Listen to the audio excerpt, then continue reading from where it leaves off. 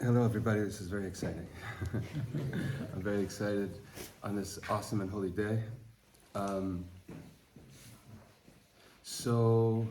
Initially the idea was to share with everybody today is one of the days, the main celebration of today is Rebbe Shimon Day, and I thought that it would be appropriate and helpful to take a little bit of a tour through the Mekorot in Chazal, or specifically in the Bavli, certain things, even classic things that we know about Rabbi Shimon, to see them inside. And so I began my task of collating and collecting these Gemaras, trying to hit the beats of the general story. And I realized that it is a very difficult task because each of the Gemaras, the relevant things for this particular topic are snippets and pieces, and the glue that would put them together anyway, the running narrative would be, I would be trying to provide that glue. And I thought also that it would be so important really to contextualize Bechlal, the day of Omer, as Rebbe Shimon by Yochai Day, to really root it in the Omer. So what I'd like to do instead, the way I'd like to do it is, I want to talk about the Omer that contextualizes both the legacy of Rabbi Akiva and his students and Rabbi Shimon's career, and to see how they are commemorated specifically at this time of the year, because they're part of a bigger thing going on about what the Omer really is. And then maybe of the pieces of Chazal that I collected, maybe we could see one or two of them inside, or I'll read them as they come up, but I'll generally tell the story. So that's what I'd like to do. Dam ba da da da da da dam ba da da da da da dam bam ba da da da da da dam ay ay ay ay ay ay l'chvodatana Eloki Rabbi Shimon by Yochai l'chvodatana Eloki Rabbi Shimon tzadikai. Okay, so I just want to remind everybody. Remember, for me, context is really so important and critical. So the things that I'm saying are to build context. So I just want to say that, first of all, the Omer, the counting of the Omer, as we read in last week's Parsha, in Parshas Emor, it talks about the Mincha, the special Mincha that we bring the second day of Pesach, and it talks about, from that point on, that we count. And we count, it says 50 days, but we're supposed to count till a Chag called Atzeret, or Shavuot, a result of weeks. And we have a tradition that is Shavuot. The Torah never gives a date for Shavuot. It never says specifically, you could figure out based on the dates it gives, but it never says straight out. And Chazal say that's so that B'chol Yom Yiyu Beinecha Kechadashim, that the Torah is really given existentially every day. And you have to be Mekabel every day. So the Torah doesn't give a date, which means that there are many dimensions from the Torah's point of view to Shavuot and what it really is. But anyway, in Parshat Emor, it characterizes Pesach in a very funny way. It calls it Shabbat. Okay, the Torah says, Mimacharat HaShabbat, the day after Shabbat, that's when you bring the Omer, and that's when you start counting. Mimacharat HaShabbat, Usvartem Lachem, and you should count. And Chazal tell us that Shabbat here is a reference to the first day of Pesach, which is Shvitat Melacha. You don't do Melacha, and therefore the Torah is characterizing it as Shabbat. But it does not mean the day after Shabbat, Sunday, Yom Rishon. And this was a big machloket in the times of the Mishnah and the Gemara, that the Tzedukim said, Nimachrat HaShabbat means the day after Shabbos, which means the first Sunday of Pesach. That's when you start the Omer and the count. And Chazal say, no, Shabbat means the first day of Yom Tov, but it's not calling it Pesach, it calls it Shabbat, because we don't do Malacha then. So the obvious question is, why would the Torah choose to characterize it specifically as Shabbat if it means Pesach? Why leave room for controversy? And what is salient specifically about these mitzvot in relationship to Pesach that the Torah characterizes itself as Shabbat? Okay? So the idea, first of all, we know that the Omer is a period of time that begins with Yetziat Mitzrayim and results in Matan Torah.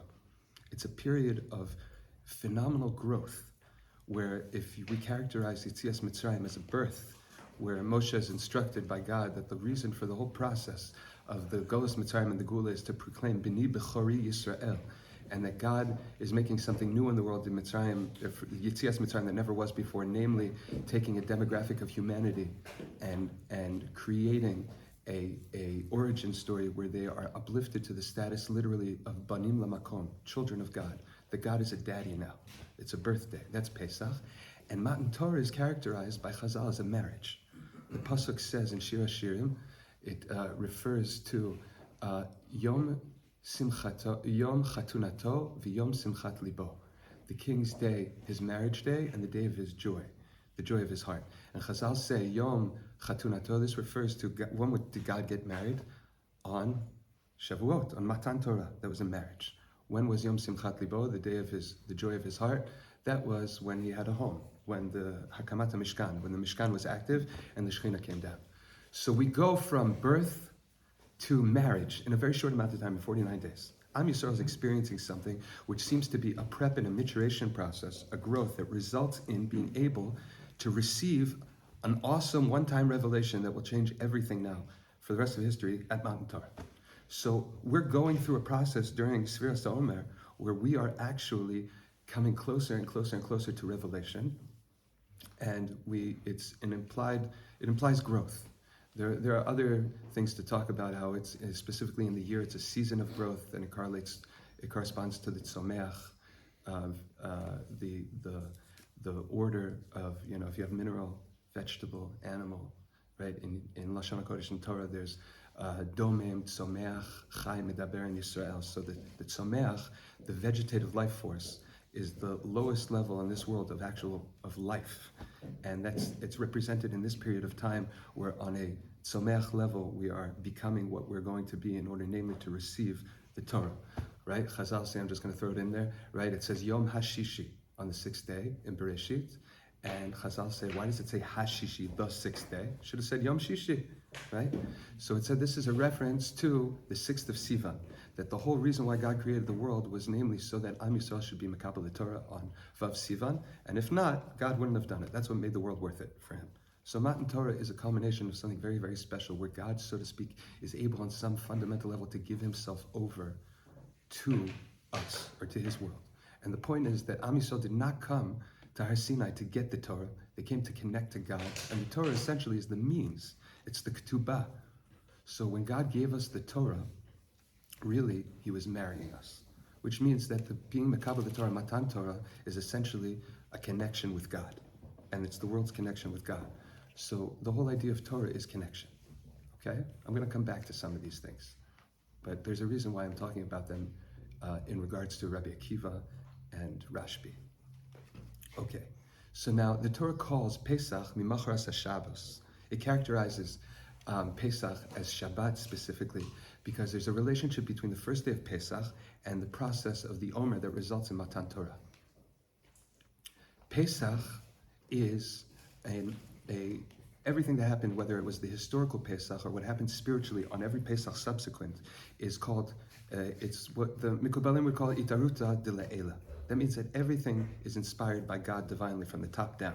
We simply receive, and reality is a manifestation really of God asserting it. In a relationship, what makes it really worth it for God is when we initiate. In the Mikubalim's terms, that's itaruta dilatata, an awakening from below.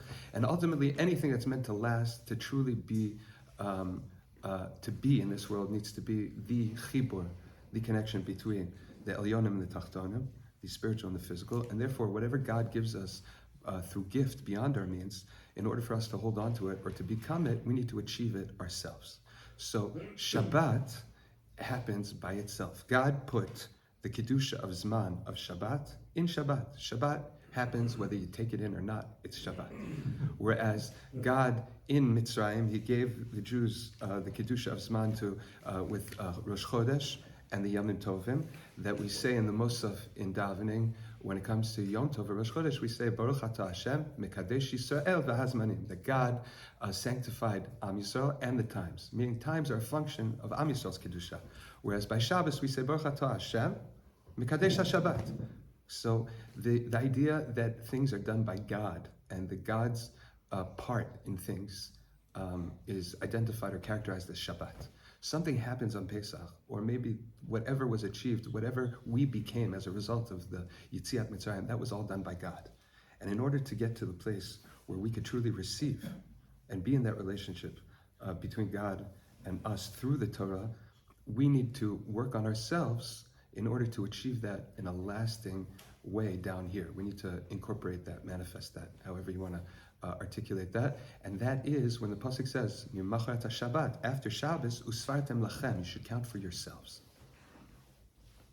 Okay, because Torah is essentially, it's not information just. We're used to information and halacha, and you have to know stuff, and that kind of stuff sits in your intellect, in your mind, in your meat brain.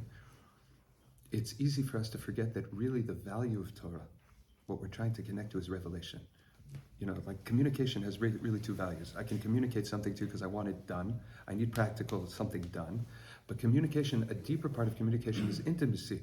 Whereas I can communicate, through communication, we're sharing each other.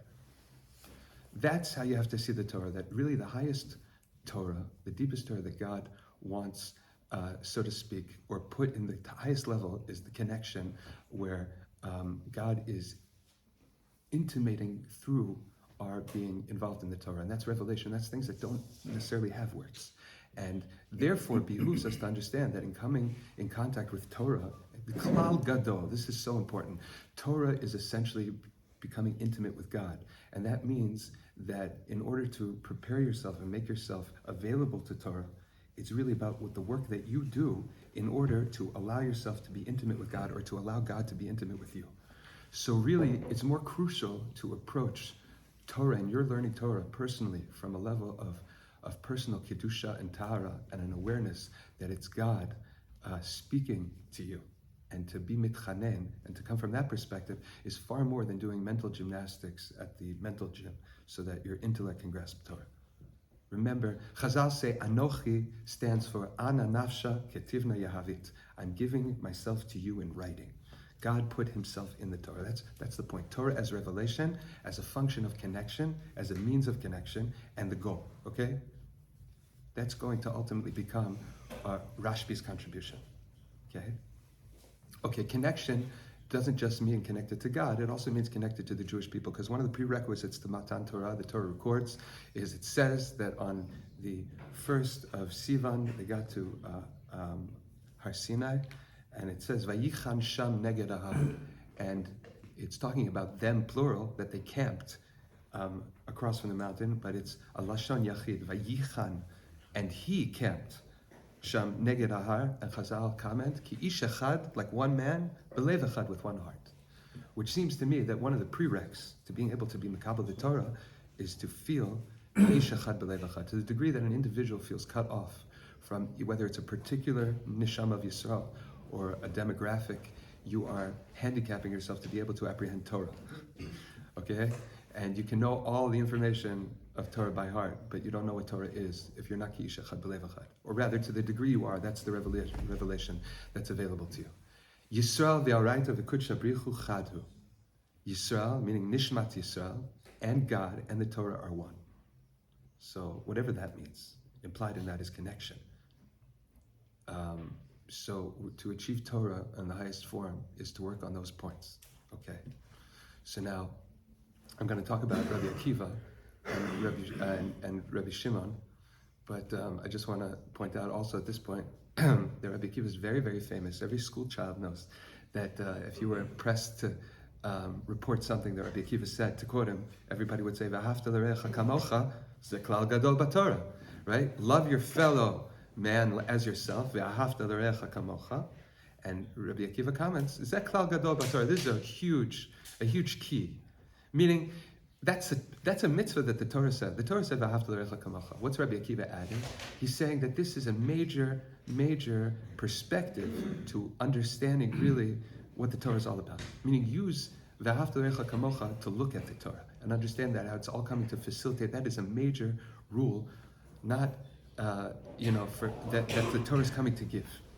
Okay, so that certainly speaks in some way to the point we've been making. Okay, so now I just want to reiterate that the Omer is a time of phenomenal growth for Am Yisrael in achieving Torah.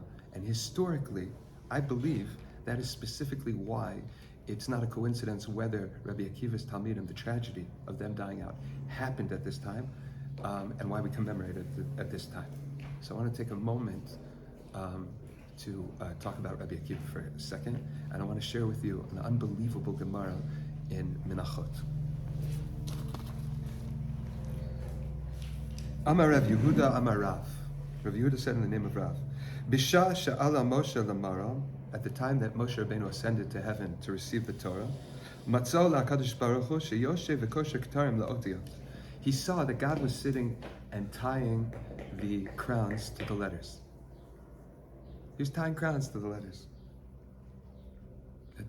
Is this an aesthetic thing? Amar lefanav, Moshe Rabbeinu said before God, Ribono shel olam, Master of the universe, mi ma'akev al yadcha? This is, who's holding you back? You can give us the Torah, we're ready. What's the significance of these crowns that we're waiting to receive the Torah? Amar lo, God answered, Adam echad yesh she'atid liyot b'sof kama dorot. There's going to be a person in the future, an individual who will be at the end of a number of generations. Akiva ben Yosef Shmo, and his name is Rabbi Akiva. Akiva, the son of Yosef. She'atid lidrosh kol kots v'kots. That he, in the future, he will learn out from every single dot and sharp edge of these crowns. Tilin shel halachot. He's going to learn out piles and piles of halachot just from these little embellishments in the forms of the letters. Amar lefanav, Moshe Rabbeinu said, "What? Ribono shel olam, Master of the universe, Hereuli, I got to see this guy." Amar lo, so God said, Chazor la'achorcha. Click your heels 3 times. Suddenly, Rabbi Akiva was magically transported. Halach v'yashav b'sof shmona shurot. He finds himself at Rabbi Akiva's Beit Midrash, and he's not even sitting in the front row. In those days, the better of a student you were, the closer you sat to the master. If you were not the greatest student, you sat maybe 2 rows behind, or 4 or 5. Moshe Rabbeinu Nebuch is sitting 8 rows in the back, 8 rows from the front. And he had no idea, he had no comprehension what they were talking about in the Beis Medrash. Tashesh kocho, he lost his power. He loses. He has a minor form of chalishat hadat. He's starting to get nervous. Kivan shehagia ledavar echad. We're finally to get to a point in the discussion. Amru lo talmidav. And the Talmidim all of a sudden question Rabbi Akiva, and they say, Rebbe, minayin lecha, how did you know that? How can you say that? Amar lahen, he said to them, halacha leMoshe miSinai. Oh, well, this is a tradition that we have halacha we were given from Moshe. Nis yashva daito. Moshe Rabbeinu calmed down. Chazar, he returned to God. Uba lifnei HaKadosh Baruch Hu, he presents himself in front of the Holy One, blessed be He. Amar lefanav, and he says to Hashem, Ribono shel olam, Master of the universe, yesh lecha adam kazeh. You have an all-star superhero like that in the future, right? Ve'ata nosei Torah al yadi. And I'm the candidate you chose to give Torah through me, meaning there's clearly somebody here who's doing a lot more work with the Torah beyond what I understand is going on. Well, why don't you give the Torah through him? God says, shtok, quiet. Kach ala b'machshava. This is how it has occurred to me. This is how it appears to me in thought. B'machshava lefanai, in my thought before me. Amar lefanav, Moshe Rabbeinu says, Ribono shel olam, heritani torato. Master of the universe, you've shown me the Torah, the unbelievable Torah of Rabbi Akiva. Hareini scharo, show me his reward. Ra'ah sheshoklin b'saro kimikulin. He saw Nebuch in the end, how they were measuring the flesh that was flayed off of Rabbi Akiva by the Romans, how he died the martyr's death among the Asara Haruge Malchut. And Moshe said, Zu Torah v'zu schara. This is the reward for that kind of Torah. Amarle, God said, shtok, silence. That is what has occurred in my thought before me. There is so much going on here, but it's intuitively, I'll just speak it out. It is obvious that Rabbi Akiva here is somebody that Moshe Rabbeinu has to see at the moment. Meaning, there are last-minute considerations that God is having before giving Am Yisrael the Torah, ultimately that won't be revealed till Rabbi Akiva comes along. And Rabbi Akiva is actually shown to Moshe. So somehow, the legacy of Rabbi Akiva is seen as an extension and a build and a fulfillment and a bigger expression of the Torah of Moshe that Moshe, on some level himself, was meant to be a revealer of. So we see Moshe here, certainly Chazal see Rabbi Akiva, and Rabbi Akiva's significance and his legacy to be intertwined with Moshe's giving over the Torah itself. So now, everything we have comes from Rabbi Akiva. Not just the traditions in the Mishnah and the Gemara. The Rabbi Akiva's Talmidim already had separate opinions, but all the existing traditions, all the traditions, even from Rabbi Akiva's, not just from his teachers, but all the other machloket, all the other arguments that there were, still were given over. Everything that was given over at bottleneck through Rabbi Akiva. And everything we have comes from Rabbi Akiva in Torah Shebal Peh, but also Torah Shebichtav, because it was Rabbi Akiva and his generation, his peers, that canonized the Tanakh that we have. So it would appear that even the Torah Shebichtav that we have comes from Rabbi Akiva, and indeed the Gemara records discussions, arguments between him and his peers of what books to put in and what not. And they argued to hide Shir Shirim, and he's the one that argued that it is Kodesh Kedashim. So, and just as a parenthetical, Rabbi Akiva tells his Talmidim, everything that you have and I have comes from my wife. Sheli v'shelcha shela. So Rabbi Akiva's wife, while we're talking about him, Rachel, you could see her as the Ima of Torah Shebal Peh.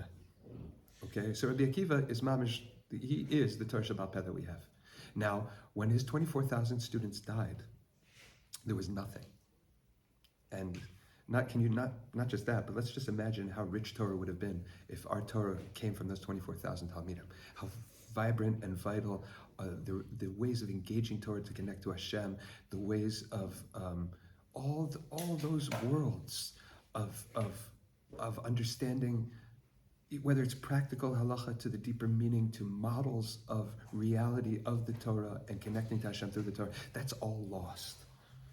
So now, if the Omer is a time to work on achieving Torah and preparing ourselves to be Makabel, a revelation of Torah, it's not ironic that that happened then, specifically to Rabbi Akiva. We commemorate that loss then, that we have national customs of mourning historically because of that. And specifically the fact that they were not nahagu kavod zeh b'zeh, that they did not relate to each other with the proper dignity and respect, also speaks to the lack of ability to be Makabel Torah. Right? If we said that, Vayichan Sham Neged Ahar is a prerequisite for Torah, to be like one man with one heart, then Rabbi Akiva's Talmidim, where they dropped the ball and that they died, speaks both how they dropped the ball and the fact that we are bereft of them, speaks to the lack of Torah or the loss of the ability to receive Torah. Okay? Meaning that's the season that we're talking about. Okay. Let's see. I think there's a Gemara here that I have. This is a Gemara in Yevamot. Titania, we learned in a Braita. Rabbi Yoshua Omer, Nasa Adam Isha Bialduto. Let's say a man was married in his youth to his childhood sweetheart, and he's widowed. Yisa Isha Biziknuto. He should marry a woman later in life, even when he's advanced in age, and he may think that he's done that. He raised a family. Hayulo Banim Bialduto. He had children from an earlier union. Yiyulo Banim Biziknuso. He should, even in the same union, he should not give up, and he should continue to have children in old age. Shne'emar, for the verse in Kohelet says, Baboker zoreh et zaracha. In the morning, plant your seed. La'erev al tinach yadecha. And in the evening, don't let go your hand. Meaning, you do your job in the morning of life, and towards the evening of life, you continue at it. Ki ein chayodea ize yikasher eze yikasher hazeh ozeh, because you don't know which will come out good, kosher. These or these, this batch or that batch. Meaning, you keep on working at it and giving reality potential opportunities. Okay. V'im shnayim ke'echad tovim. And two is better than one. Rabbi Akiva Omer, Lama Torah bi'alduto. Rabbi Akiva says on this, somebody who learned Torah in his youth, Yilmad Torah b'ziknuto, he should continue learning in old age. Hayulo talmidim bi'alduto, if he had students from his early career, Yilo talmidim b'ziknuto, he should continue to have students when he's older. Shne'emar, for the verse says, B'boker zara tazarecha, u'ba'erev al tinach yadecha. Okay. Amru, they said, Shneimesrei elef zugim talmidim hayu lo Rabbi Akiva. There were 12,000 pairs of students, chavrusas, that Rabbi Akiva had, from Givat to Antiparis. V'kulam metu b'perek echad, and all of them died in one chapter, one point in time. Mipnei shelo na'agu kavod zeh lezeh, because they did not act with the proper respect one to each other. V'haya ha'olam shamem, and the world was desolate. There was no Torah. Torah would be lost. Ad sheba Rabbi Akiva etzel rabotenu shebidrom, until Rabbi Akiva came to our masters that were in the south. So what happened was Rabbi Akiva himself had gone through something where he had taught in his youth, and he needed to be encouraged to raise a whole new crop of Talmidim. And they are Rabbi Meir, Rabbi Yehuda, that's Rabbi Yehuda Bar Ilai, Rabbi Yossi, Rabbi Shimon, Bar Yochai, and Rabbi Elazar ben Shimon. And Rabbi Shimon was the greatest of all his Talmidim. Certainly, it's funny because the halacha is rarely like him. And yet, he was the one that received whatever it is to bring the highest revelation until then in what we call Sodot HaTorah, the Pnimiut HaTorah, the part of the Torah where God is revealing himself, the ability for God to share intimacy with us through an engagement in Torah. Okay, so Rabbi Shimon, actually it says Rabbi Shimon was a little upset at Rabbi Akiva when ultimately Rabbi Akiva gave Rabbi Yehuda smicha before him. And he told Rabbi Shimon privately, it should be enough for you that your master and I know your true power, meaning who you really are. Anyway, okay, it's fascinating because there's also Gemara that parallels Rabbi Shimon. It says that Atid in Torah lishtakach mi Yisrael. There's, I don't know, I'm going to just take a moment and paint the general story. Rabbi Akiva lived, according to the sources, 120 years. He had 40 years that everybody knows that he wasn't doing much spiritually when he was 40, till he was 40. He has a period of learning where he was 40, and we know the story with his wife, and he was sent away twice, 12 years and 12 years. And then you have, basically, he was around 70, I believe, at the destruction of the temple. And then you have basically the remainder of his life where he's a revolutionary, publicly united with Bar Kokhba, proclaiming him to be Mashiach, to kick the Romans basically out of the country, and ultimately dying a martyr's death. But really, throughout all that, basically making sure that Torah is not forgotten.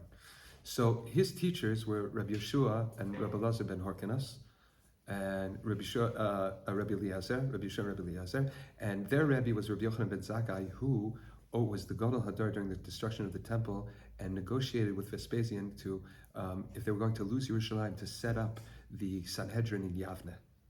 So there's a discussion. There's at one point later, Rabbi Shimon is at the Kerem, the vineyard B'Yavne, and they're talking about how the Torah ultimately will be lost or forgotten. Let's see if I have it here in the sources.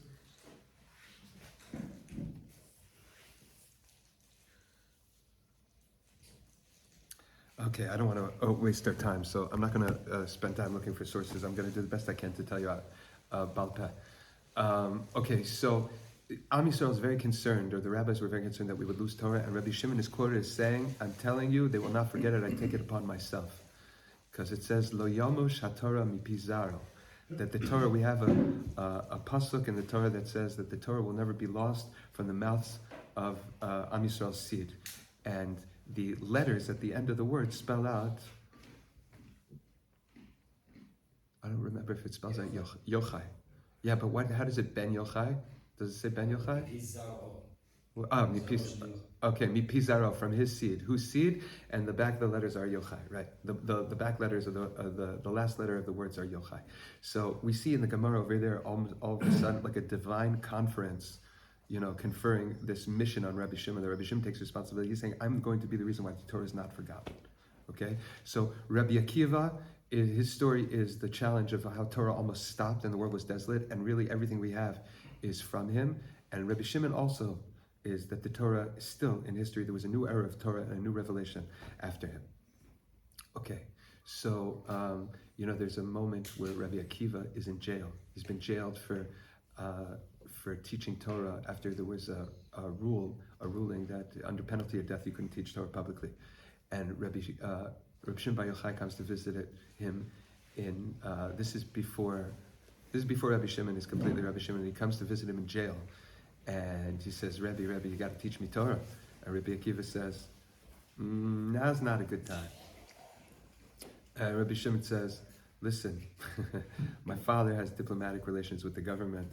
Yochai has a job with the Romans. I really don't want to have to do this to you, Rebbe, but you either teach me or I'm going to have to report on you. So he says, Rabbi Akiva says, tatala. Yoser mimasha ha'ego rotza linok hapara rotza lenik. More than the calf wants to drink, the cow wants to nurse. More than the ego wants to suckle. So Rashbi says, well, who's in danger there? Who's more in danger? It's a beautiful Gemara. The Rabbi Akiva says it's more dangerous for the cow. He says, I'm sorry, I'm not withholding for you, but because I don't want to. Whatever that Gemara means. So that's another nice little moment to illustrate the type of relationship that they had, blackmailing Rabbi Akiva in order to learn Torah from him.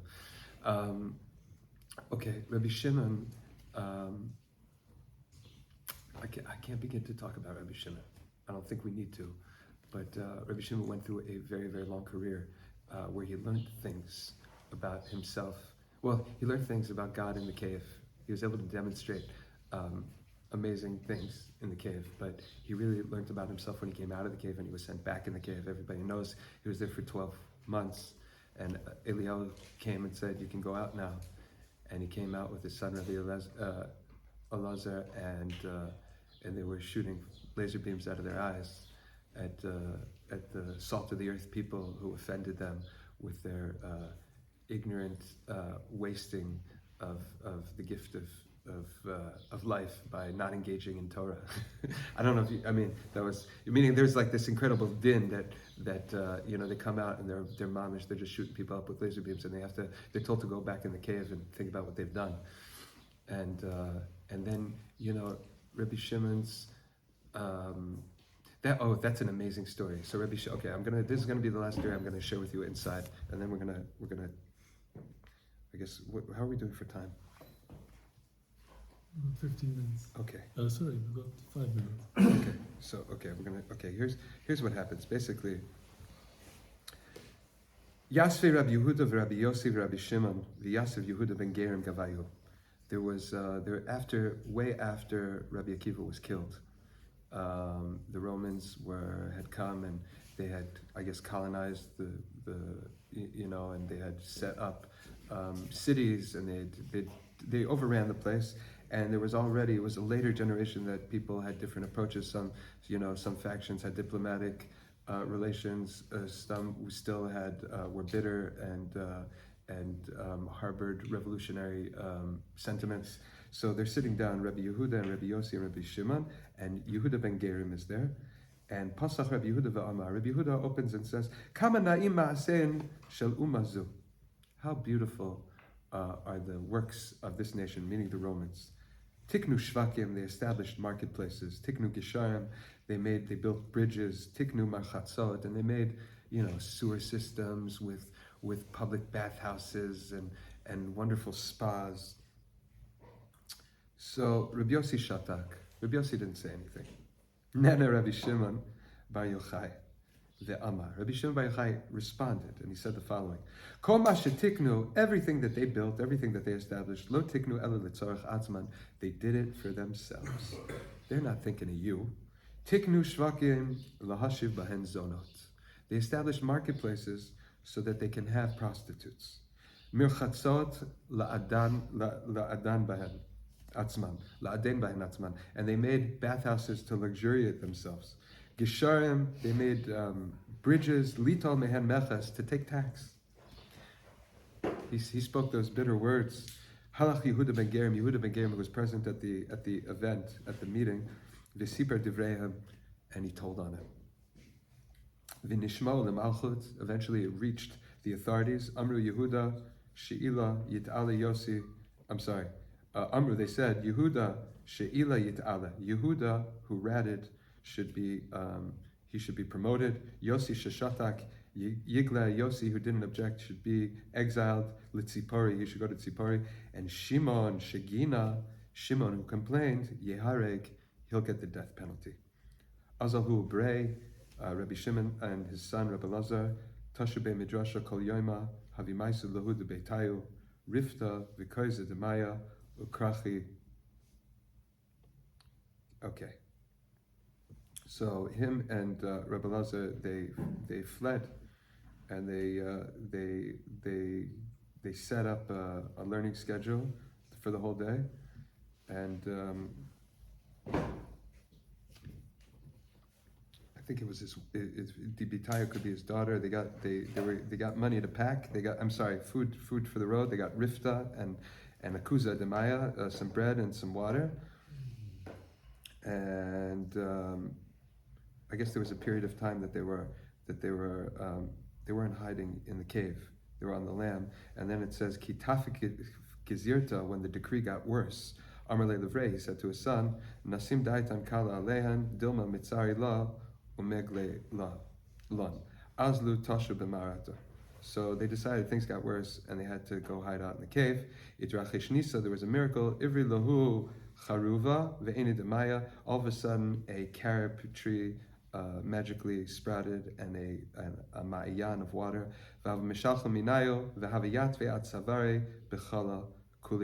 They took their clothes off, and they buried themselves up to their neck in sand the whole day. Garsi be'idan tsalu lavshu michsu umatzlu v'hadar mishalchi minayu ki hechi deloy livlu. So what they would cast off their clothes, and they would cover themselves up, and then they would come out, and they would get dressed, and they would daven, and then they would repeat this over and over again, and so that their clothes should not get worn out. Itvu tresar shani b'marta. There were 12 years passed in the cave. Asa Elio Hanavi Zachor Latov presented himself. Vikam apitcha demarta, and he came to the opening of the cave. Amar man loidai levar Yochai demit Kesar ubatal gezirte.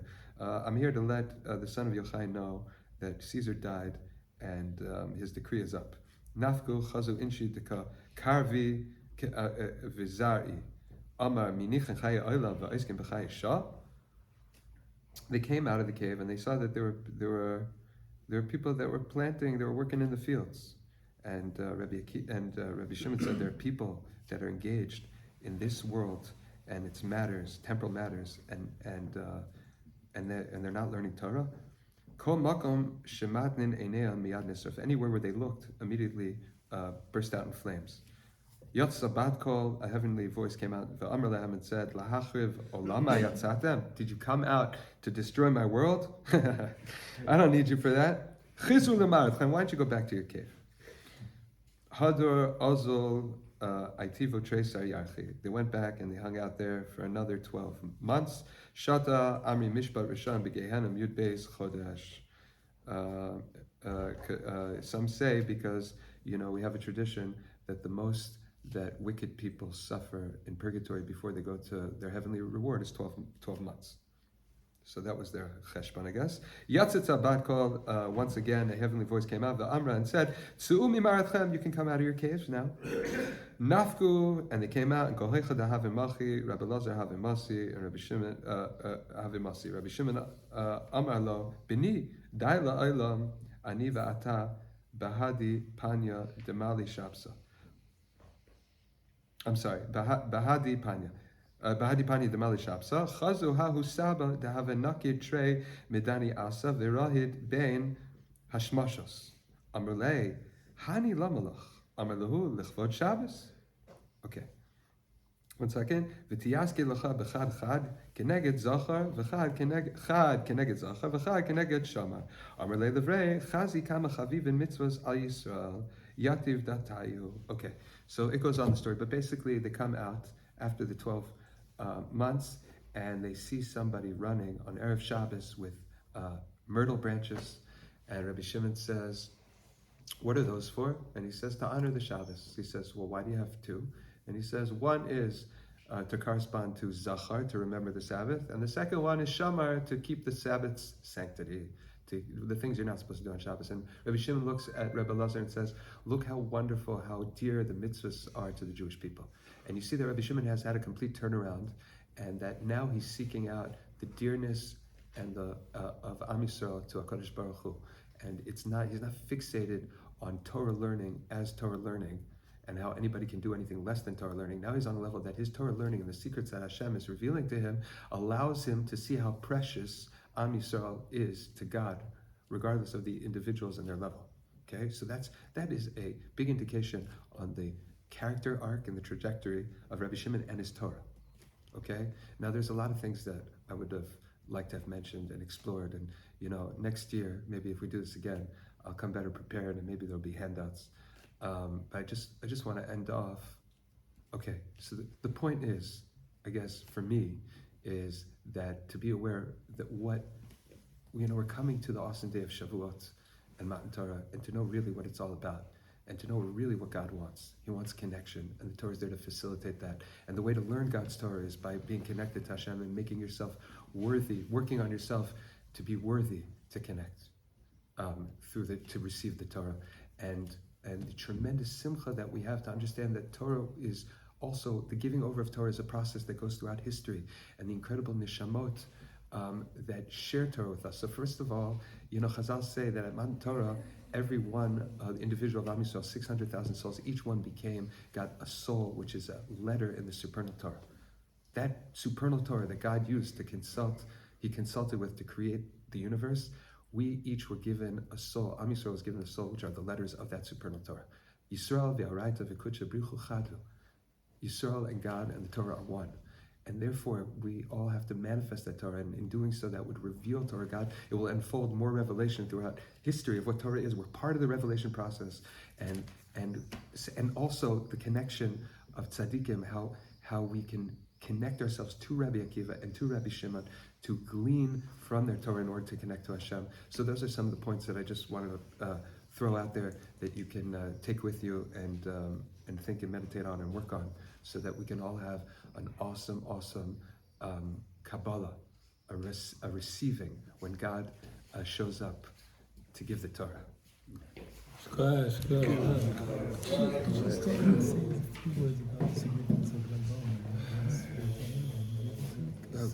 I thought that's what I did, but I should restate specifically. You mean Hod Sheba Hod? Yeah. Okay. What the idea of Hod Sheba Hod is? Yeah. Okay. So I've been asked to say. I'm just going to say a sentence or two, just an idea about if you. Okay. So everybody knows that there's a tradition to correspond the 49 days with the lower midot, the lower sphere, the 7 midot, which are Chesed, Gvura, Tiferet, Netzach, Hod, Yisod, and Malchut, and that we have 7 weeks, and each one has a total makeup of a 7 within the 7. So we have Chesed, Sheba Chesed, all the way to Malchut, Sheba Malchut. And I've been asked to talk just a drop about the significance of Hod Sheba Hod in regards to Lag BaOmer. Yes? Yeah. Okay. The one of the ways. Okay, the Torah. If you were teaching a Torah to a child and they didn't have any books and it was all oral tradition, I would teach through the story of the Ushpizin. The Ushpizin are, everybody knows who the Ushpizin are, but they are the both historical figures and Torah figures and cosmic figures that each one corresponds to one of these midot that we have. So for example, Avram is Chesed. Avram Avinu represents Chesed. Yitzchak is Gvura. Yaakov is Tiferet. Moshe Rabbeinu is Netzach. Aaron HaKohen is Hod, Yosef HaTzadik is Sod, and David Malka Mashiach is Malchut. Okay, so what that means to me is that everything that God had to reveal about himself to the world was specifically through the life story of these individuals and how they. So I'll give you an example. Avram Avinu, and Avram's life story, and what the Torah gives us from his life story, his whole life was God revealing himself to the world through Avram Avinu's life as a God of chesed. And in each one of these individuals' lives, God revealed more and more of himself. And one of these midot that one of these individuals, each of these individuals exemplified, and that was a revelation of God through these individuals and the attributes that they represented. Okay? So what we call Hod is Aaron HaKohen. And that means that through Aaron HaKohen, HaKadosh Baruch Hu revealed to the world that God is a God not just of Keter, through Netzach, but also he's a God of Hod. Meaning these were historically incremental revelations till we had a full picture with David HaMelech. Hod is, we talk about Hod when we talk about Chanukkah also, and it's interesting because we know what Chanukkah is, Aaron HaKohen, and it seems that, whenever you light something on fire, it's Hod. What is Hod? Okay, so I just, the way I will say it briefly is, Hod is what we like to call a moment of glory. You can have a revelation of a latent depth of a soul that you would never ever know that was there until you have a moment of circumstance that brings that out. You can have your buddy who's in high school who is not the most athletic guy, and he's the guy that you talk to about, the literature you're reading and the video games you're playing. But when it comes to the basketball court, you don't know him well enough to think he doesn't usually play basketball, and you don't think that he's particularly athletic.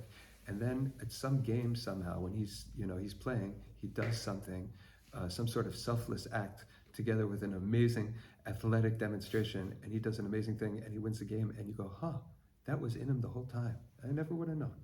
Or you got a neighbor and he's a great guy, but he's your neighbor. You don't know him that well. He's not that real to you. He's just a really nice guy. And then something happens. You guys are on the front lines together, and he does some sort of amazing thing, and he reveals some level of depth of superhero status that would never, ever have revealed itself otherwise.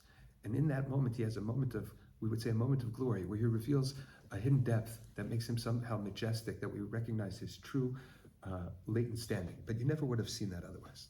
So I want to use this idea to explain Hod for a second. Aaron HaKohen was able to see the potential in every single individual. And not only that, but he would help the individual manifest it by treating him that way and relating to that potential in him. So he would reveal the inner beauty or light of the neshama of a person and facilitate it by being able to connect to that and draw it out. In a way, you could say that the act of combustion is similar, because there's latent energy in something. We know from E = mc squared, right? That there's latent energy in physical matter, and energy and matter is the same, right? It's just you can turn through combustion. You light something on fire, you're releasing the energy, and it results in light. So you could see mass turning into energy, right? So it's like revealing the innate or haganuz in something, right? So the idea is that Aaron HaKohen, because of the love he had for every single Jew, it says the names of every single neshama of Am Yisrael were chakuk b'libo, were engraved in his heart. That's the symbolism of the Choshen. He had everybody in his heart. He was the heart of Am Yisrael.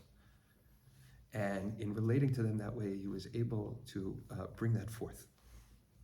Okay, so now, if I had to talk about Lag BaOmer, and I had to talk about, and just refer to everything we talked about before, I would just say that Rabbi Shimon's great revelation, and Torah as a revelation, and Am Yisrael being able to, having all this inside of them, and bringing that out forth, meaning it is super appropriate to celebrate the revelation of Rabbi Shimon, and the level of Torah that was revealed to him, which speaks to the whole idea of revelation, meaning Rabbi Shimon is basically, his Torah is all about how Torah is revelation.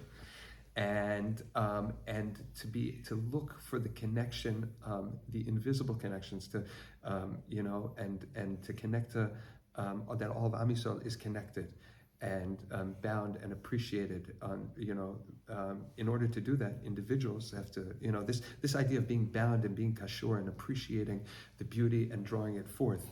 To me, that it's quite clear that it would be a very, very appropriate day, or at least that's a good window to start, to thinking about how we're celebrating the inner revelation, or the ability to reveal from, or to draw forth of something, the Hod Shebehot, the beauty, the hidden beauty within the hidden beauty, whatever that means. So, you asked. All right. Okay, everybody. Thank you. Thank you. Very good.